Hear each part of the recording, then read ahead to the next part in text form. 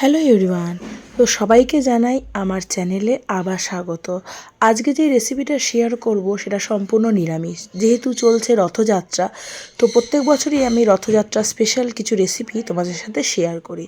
তো আজকে ভাবলাম তোমাদের সাথে শেয়ার করি ভেজ একটা রেসিপি, কিন্তু বিরিয়ানি।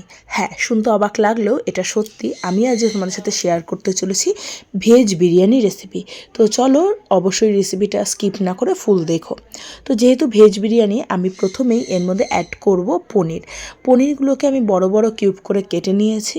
এবার তোমরা চাইলে এর থেকে বড়ও করতে পারো বা এর থেকে ছোটো সাইজও করতে পারো। তো এই করে এটাকে প্রথমে একটু আমি ভেজে নেব অল্প একটু নুন দিয়ে।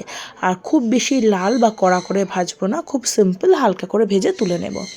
এবার একটা পাত্রে যেহেতু ভেজ, দিয়ে দিচ্ছি আমি কিছু ভেজিটেবলস। তার মধ্যে রয়েছে গাজর এবং বিনস। তোমরা চাইলে এর মধ্যে আলু ইউজ করতে পারো, কিন্তু আমি এটা স্টাফ আলুর দমের সাথে পরিবেশন করেছি বলে এখানে আমি আলুটা স্কিপ করেছি।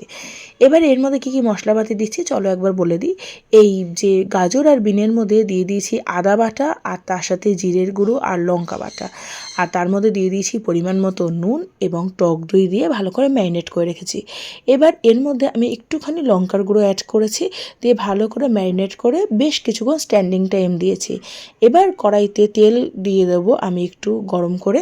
তার মধ্যে দিয়ে দিয়েছি 1 চামচ মতো ঘি। আর বিরিয়ানি মানেই ঘিয়ের ব্যবহারটা সবসময় বেশি হয়, আর ভেজ বিরিয়ানিতে ঘিয়ের ব্যবহারটা আরও বেশি হয়ে থাকে। এবার আমি দিয়ে দিলাম বেশ কিছুটা গরম মশলা ফোড়ন। ভালো করে একটু গরম মশলাটা ভেজে আসলে আমি এর মধ্যে দিয়ে দিয়েছি গোটা এলাচ, এবং এটা বড় এলাচ ছিল। এরপরে এর মধ্যে দিয়ে দিয়েছি আমি ম্যারিনেট করা যে ভেজিটেবলসগুলো, সেটা দিয়ে ভালো করে এটাকে কষিয়ে নেব যতক্ষণ না মশলা থেকে তেল ছেড়ে আসছে। আর গাজর আর বিন আমি ভেজে দিইনি, কারণ এখানে না গাজর আর বিন ভেজে দিলে তার থেকেও এরকমভাবে কাঁচা ম্যারিনেট করে দিলে এর ভেতরে ফ্লেভারটা খুব সুন্দর যায়।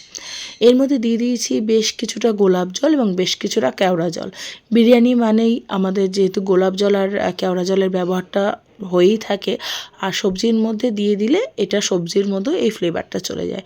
এর মধ্যে দিয়ে দিয়েছি যেহেতু সবজি, বেশ কিছুটা পরিমাণে চিনি এবং কাসুরি মেথি দিয়ে ভালো করে কষিয়ে নিয়েছি। দেখো এর মধ্যে থেকে তেল ছেড়ে এসছে। এবার যে পনিরগুলো ভেজে রেখেছি সেটা এর সাথে অ্যাড করে দেবো, কারণ পনিরের না অ্যাড করলে পনিরের মধ্যে এই মশলার ফ্লেভারটা কখনোই ঢুকবে না। ব্যাস আমাদের রেডি হয়ে গেল যে ভেজটা রান্না করা, সেটা কমপ্লিট হয়ে গেল। এবার আমরা করব যে বিরিয়ানির যে চালের প্রিপারেশান। বিরিয়ানির চালটা খুব ভালোভাবে নামাতে হয়, কিন্তু একটু যদি এদিক ওদিক হয়ে যায় তাহলে কিন্তু বিরিয়ানির স্বাদটা একদমই নষ্ট হয়ে যায়। তো সবার প্রথমে আমি জল গরম করে এর মধ্যে দিয়ে দিয়েছি বেশ কিছুটা গোটা গরম মশলা এবং পরিমাণ মতো নুন। আর পরিমাণ মতো নুনটা দেওয়া ভীষণ পরিমাণে জরুরি, কারণ চালে যদি ঠিকঠাক নুন না হয় তাহলে বিরিয়ানি খেতে কিন্তু একদমই ভালো লাগবে না। আর চালটা ভালো করে ধুয়ে, আর এটাকে আমি মোটামুটি 1 ঘন্টা মতো ভিজিয়ে রেখেছিলাম। তো করতে খুব তাড়াতাড়ি হয়ে গেছে। এবার দিয়ে তার মধ্যে ফুটে উঠলে আমাদের হয়ে যাবে চাল রেডি। দেখো ফুটে উঠছে, মোটামুটি আমাদের রেডি হয়ে গেছে চাল। এবার এটাকে সাইডে আমি স্ট্রেন করে নেব। এবার আমাদের মেন পার্ট, যেটা লেয়ারিংয়ের পার্ট। এবার আমি মোটামুটি একটু কম রান্না করেছিলাম বলে আমার 2টো লেয়ারে হয়ে গেছে। আর যারা তোমরা ভেজ বিরিয়ানি এমনি করবে, একটু বেশি করবে, তারা 3-4টে লেয়ার দিলে সেটা ভালো লাগে দেখতে। সবার প্রথমে এই যে পাতিলটার মধ্যে আমি প্রথমে দিয়ে দিলাম বেশ কিছুটা ঘি, দিয়ে ভালো করে মাখিয়ে নিলাম। এবার ওপর থেকে দিয়ে দিলাম বেশ কিছুটা ভাত, দিয়ে ভালো করে লেয়ার করে নিলাম। এর মধ্যে দিয়ে দিয়েছি আমি যে ভেজিটেবলসগুলো। তোমাদের প্রথমেই বললাম যেহেতু আমি অল্প করে করেছিলাম, আমি একটা লেয়ারেই কমপ্লিট করেছি। তোমরা এটা অর্ধেক অর্ধেক করে পরপর 3-4টে লেয়ারে দিলে এটা আরও ভালো টেস্ট হয়। এবার ওপর থেকে আমি বেশ কিছুটা দিয়ে দেবো ঘি, আর তার সাথে আবার যে চালের যে পরতটা সেটা দিয়ে দেবো। আমি যেহেতু আলুর দমের সাথে এটা সার্ভ করেছি, তাই আমি এর মধ্যে আলু দিইনি। তোমরা চাইলে বিরিয়ানিতে যেরকম আলু দেয় সেরকমভাবে আলু দিতেই পারো, খেতে মন্দ হবে না। এবার আমি ওপর থেকে দিয়ে দিলাম বেশ কিছুটা আবার ঘি। বিরিয়ানি মানেই ঘিয়ের ব্যবহার বেশি, অবশ্যই তোমরা জানো। আর দিয়ে দিলাম, এখানে আমি ইউজ করেছি কুকমির হান্ডি বিরিয়ানি মশলা।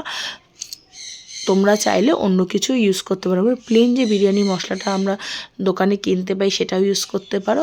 অর তোমরা যদি চাও যে সব ধরনের মশলা মিশিয়ে বাড়িতে যেটা তৈরি করা হয় সেটাও ইউজ করতে পারো, আরও সুন্দর ফ্লেভার আসবে। এরপরে আমি ওপর থেকে দিয়ে দিলাম বেশ কিছুটা গোলাপ জল, বেশ কিছুটা কেওড়া জল এবং তার সাথে মিঠা আতর। ব্যাস আমাদের দমের প্রিপারেশান রেডি। এবার আমি দম দিয়ে দিয়েছি। মোটামুটি 10 মিনিট দম হওয়ার পর দেখো কি সুন্দর দেখতে লাগছে, খেতেও কিন্তু দুর্ধর্ষ হয়েছিল। এবার আমি সবটা মাখিয়ে নিলাম, এবার আমি পরিবেশন করে নেব। তো তোমাদের এই রেসিপিটা কেমন লাগলো আমাকে অবশ্যই কমেন্ট করে জানিও। ভালো লাগলে লাইক, শেয়ার আর সাবস্ক্রাইব করতে ভুলো না। যারা ইউটিউব থেকে দেখছো অবশ্যই সাবস্ক্রাইব করে দিও।